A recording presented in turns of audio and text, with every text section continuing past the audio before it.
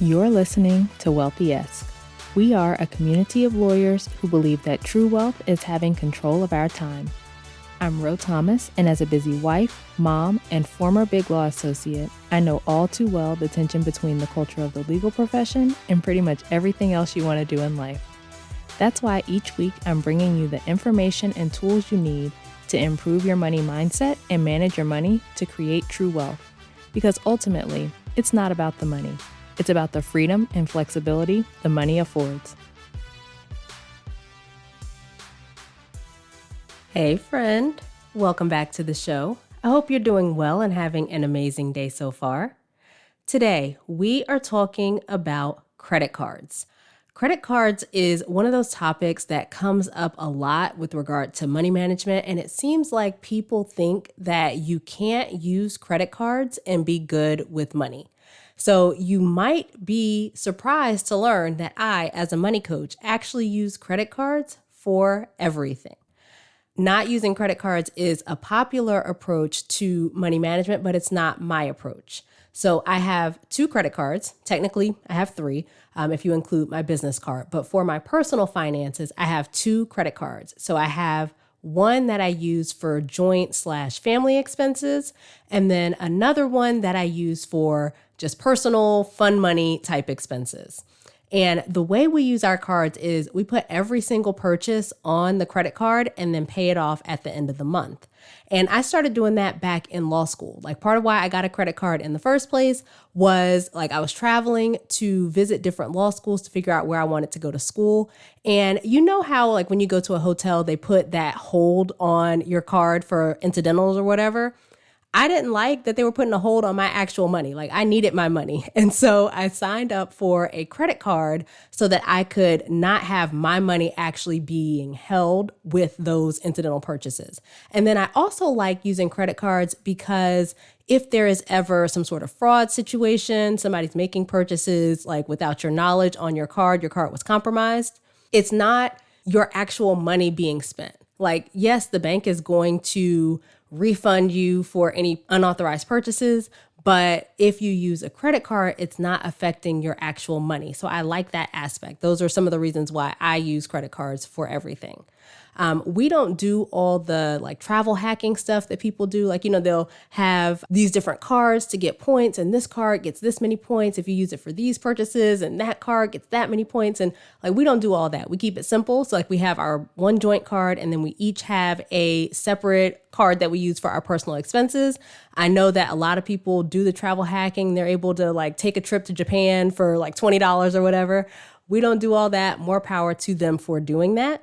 But the point here is that there's nothing inherently wrong or bad with using credit cards. And there are actually some really good reasons to use them. I know that credit card companies had some questionable practices early on, like they were giving out credit like candy and, all that kind of stuff. But there's a lot more information available now, and there are more protections in place. And I think that credit cards are more useful than harmful. Credit cards are a tool, and just like any other tool, whether you have a good or bad experience with it depends on how you use it.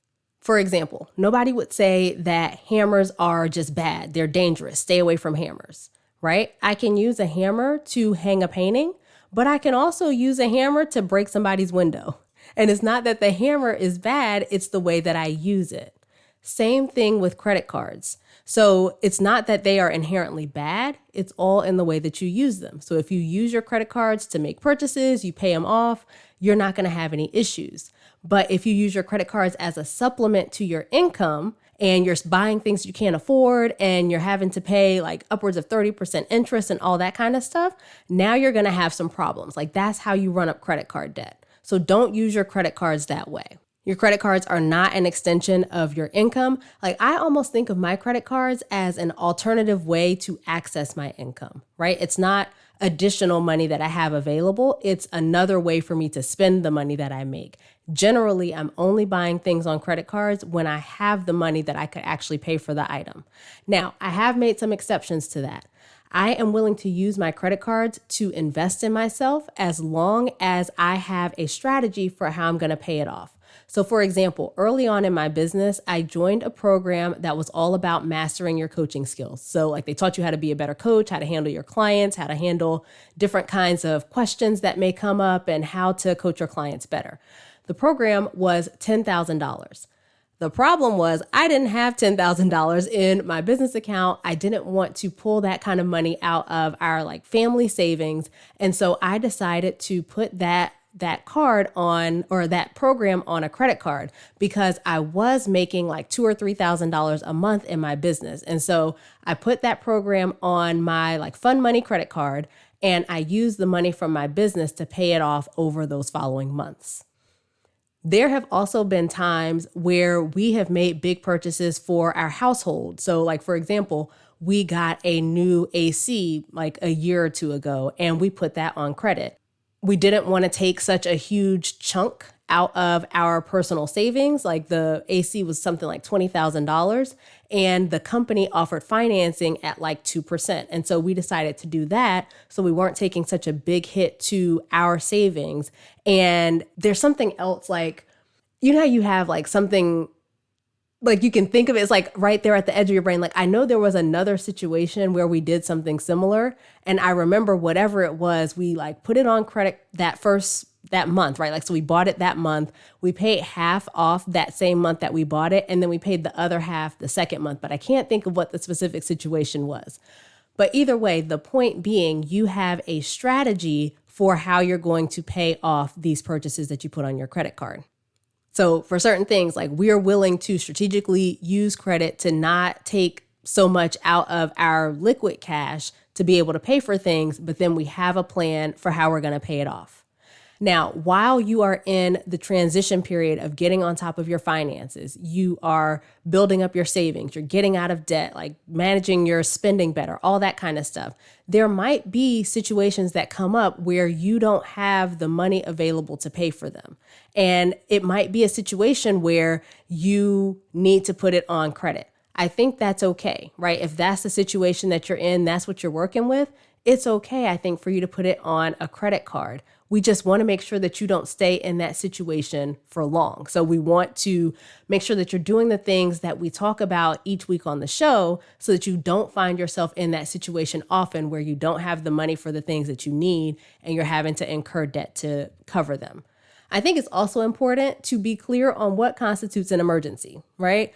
Let's say my car broke down. I got like $50 in my account. I don't get paid again until Friday. I think it's all right to use your credit card in that situation, because, you know, that's the only means that you have to cover that situation. Again, we want to make sure that you're working on your finances so that you're not in that situation often. But if you're in that situation, I think it's okay. What's not an emergency? My favorite designer is having a sale and I only have $50 and I don't get paid again until Friday.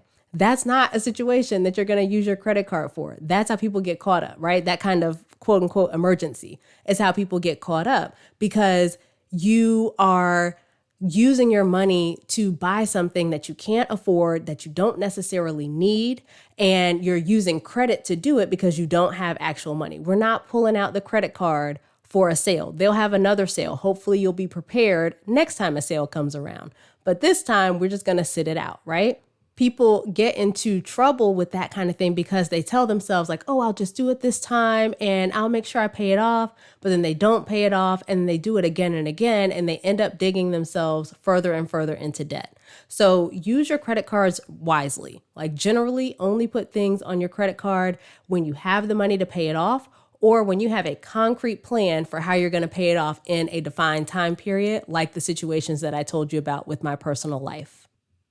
I also mentioned earlier that we will put everything on our credit card and then pay it off in full at the end of the month.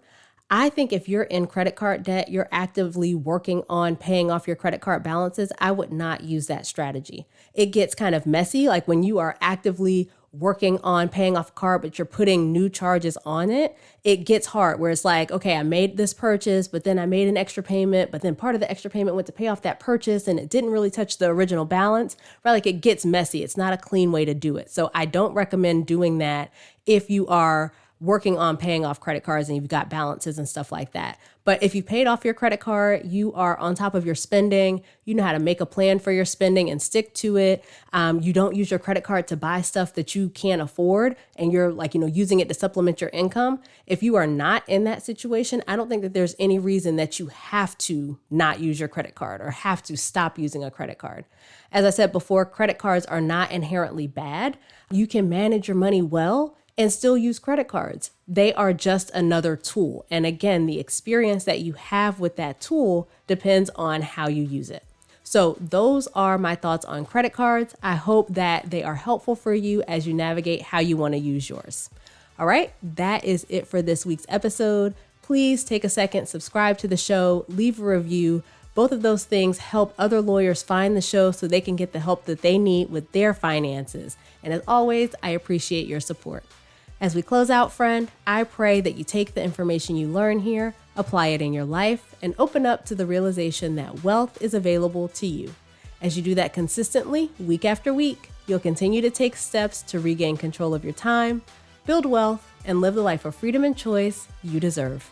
Talk to you later.